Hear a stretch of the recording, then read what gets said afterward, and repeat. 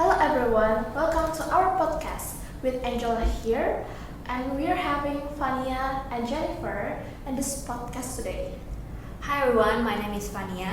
I'm Jennifer, and we're food scientists focusing on functional food research. Today we are talking about a plant with a pretty attention-grabbing name, Sambunyawa. Can you explain what this plant is? It sounds like something that keeps you alive forever. It is actually, that's kind of the idea behind the name.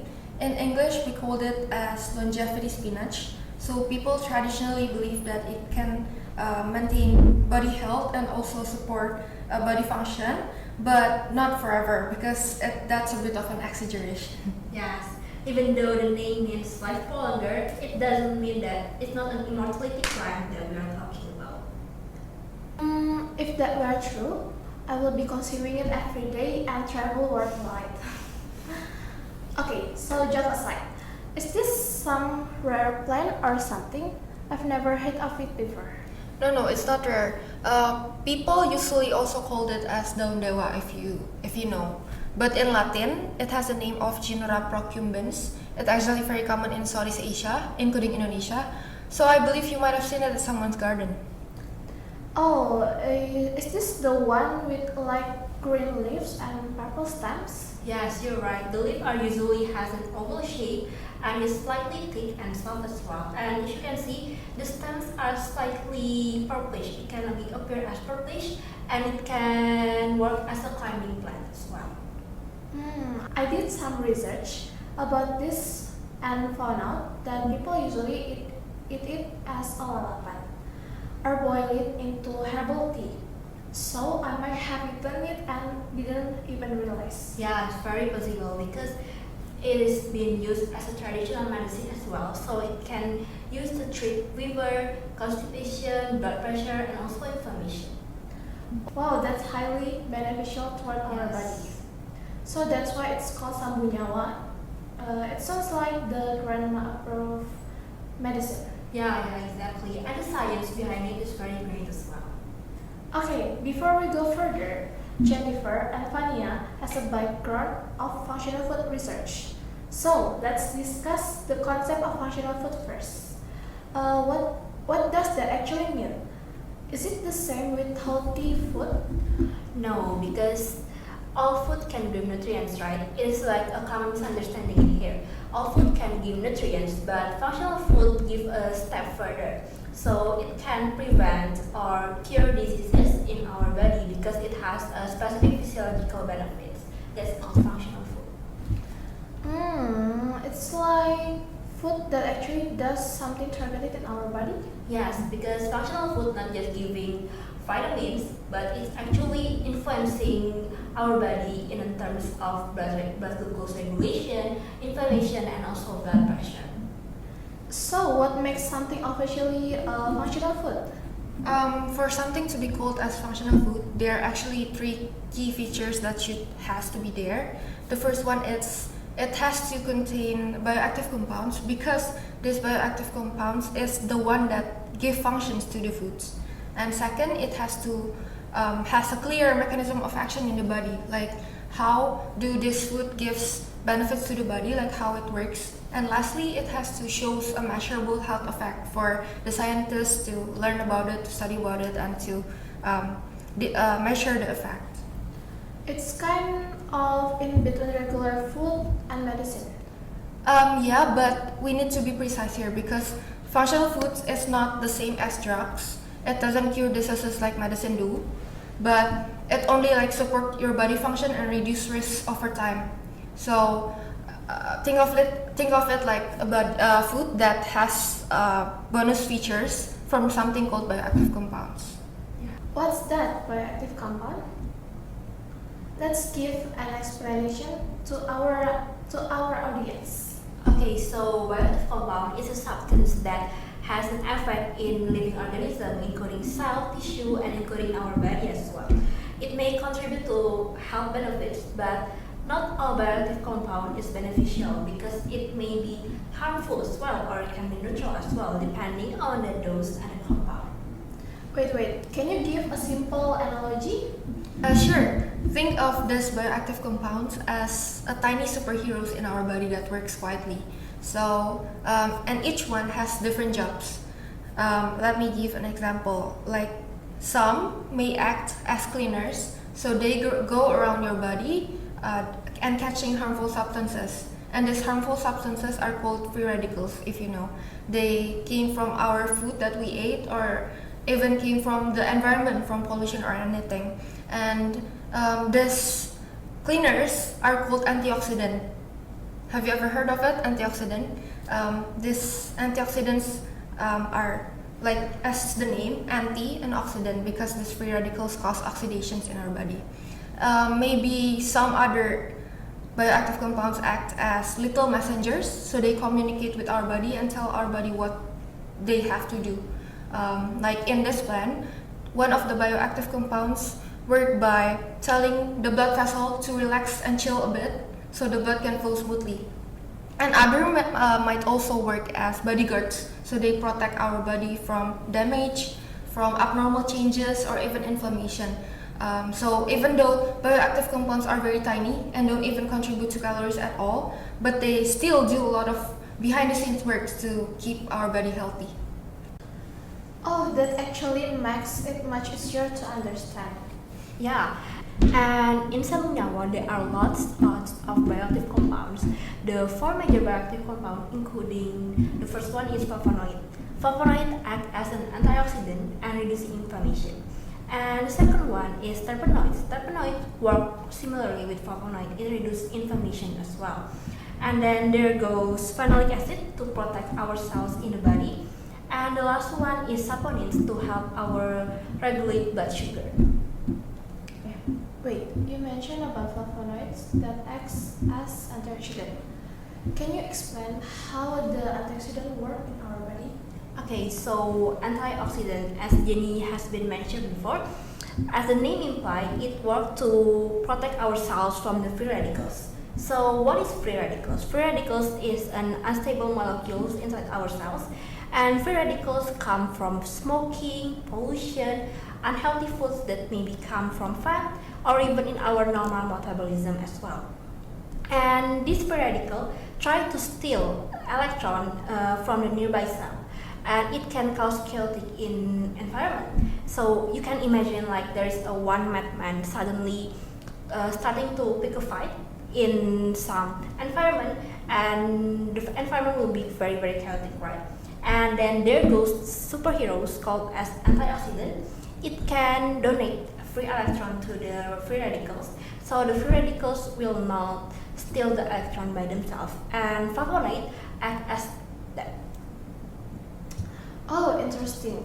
So there are flavonoids, phenolic acids, saponins, and terpenoids, right? These are actually the things that give benefits to the body. Yes, at a cellular level, yes. That's why they can prevent and help in disease-related processes. Oh, wow. Is there any specific major benefit this plant has? I have heard something about preventing hypertension. This plant is actually popular for its ability to prevent hypertension. Oh, so the news is right. This is very interesting. Like how it can prevent hypertension by doing what?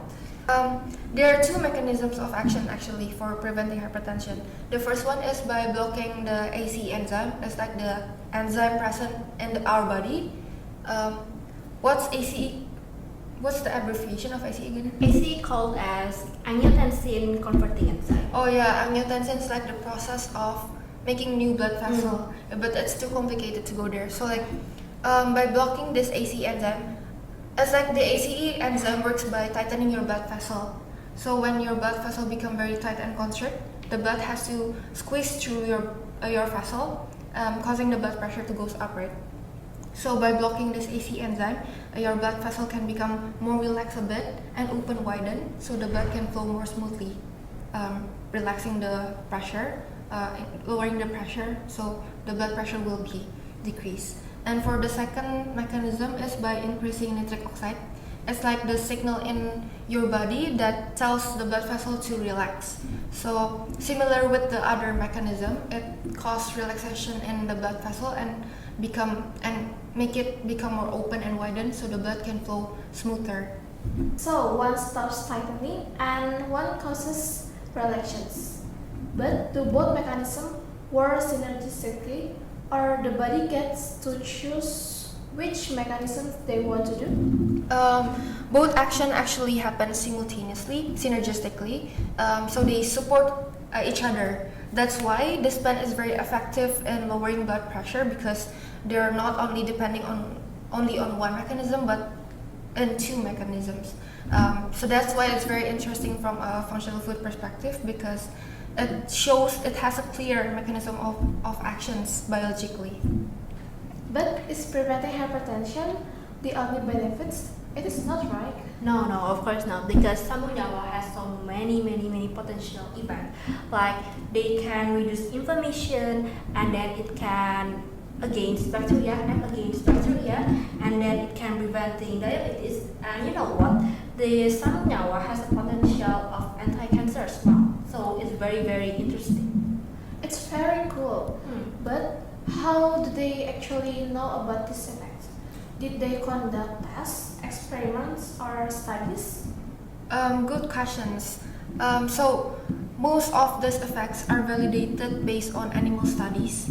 So I have read a big paper before. It talks about this plant extracts, how this plant extracts works towards diabetic rats. So it shows that turns out this plant extract can reduce the blood glucose level of diabetic rats by improving the glucose uptake in the muscle and also reducing the blood glucose productions in the liver. So they did not take too much glucose from the outside from the diet, but at the same time they also did not make too much glucose from the body from the inside. So causing the blood glucose they maintain the blood glucose to be in their normal level. So just because it works in rats, doesn't mean it works the same in human, right? Yeah, because there's not yet they haven't conducted research in human. That's the limitation, sadly. But this is still very interesting. It is indeed very interesting. If you dive further into researching this plant, you'll find more interesting facts about it. And I remember that I have also read a paper before. It talks about how this plant works as an anti-inflammatory. So this scientists induce swelling to several animals, and turns out the result shows that this plant extract can reduce swelling significantly. So it actually shows real biological effects, not just theory. Yes, you're right, because even in animal studies, it has been reported that this sambung nyawa can show to reduce tumor growth and cause cell death, cancer cell death, and it called as apoptosis. And it has been shown to work on breast cancer, lung cancer, colorectal cancer, and even liver and tongue cancer as well. That's quite strong evidence. Sambung nyawa is very promising, but probably not a miracle cure.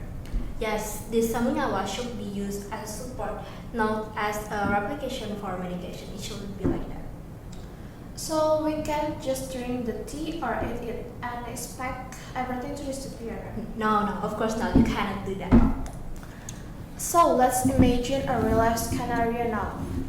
Someone with early hypertension drinking sambung nyawa tea regularly, along with improving their diet, like reducing salt and exercise. How will it affect this person?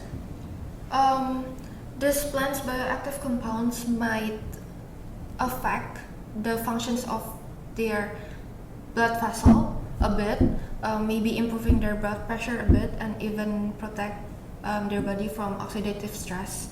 But as we mentioned before, Sambung Nyawa is not a medicine, it's not a substitute for medicine. So I don't think depending only on this plan is a really good idea, because it might only improve your blood pressure a bit, not curing your hypertension. So it's better to go to the doctor to get prescribed by a proper medicine. So it doesn't directly target the diseases in the body, but helps your body to function better, right? Oh, okay, got it. Now, from a food science perspective, this plant has a lot of potential. Yes, you're right. This Samyama extract can have a very good potential because it can be developed into herbal tea, powder, and maybe even functional food snacks in the future, right? And nowadays, just yesterday, I've seen that there are already some of sellers that selling herbal tea using this Samyama. Wow, that's interesting. I will try to look at it and give you my review on what it tastes like. Yeah, sure. But I can imagine some bunyawa snacks. You'll be surprised because nowadays there are people trying to create food that using ingredients that we will never know it exists, and maybe like sampunyawa with cereal bar or maybe ice cream, gelato, or maybe crackers. We will never know, right? Maybe in the future there are people make that. Okay, noted, guys. Maybe there are R&D who watches our podcast, and in a few years we will see some bunyawa in functional food snacks. Yeah. And additional point, there is actually I've seen some paper that already use sampunyawa extract as an antioxidant to prevent spoilage in coconut oil. So there is a coconut oil, and we use the sampunyawa extract. We add this extract to this coconut oil, and it has been shown that it works effectively to prevent oil spoilage. But don't forget, moving forward, we still need to ensure the safety of the food innovation. So maybe we still need human clinical trials, standardized dosage, and also better product formulation. Okay, so that's all from us now. To conclude, Sambunyawa is a great example of how traditional knowledge meets modern science, and how something in your backyard might actually be kind of powerful. Yes, exactly. And don't forget that we need to keep updated about the news that this further study regarding this human clinical trials so Sampunyawa can work effectively in our body. Exactly. I think that's it with our talks today. Thank you for watching, guys. Bye. Thank you.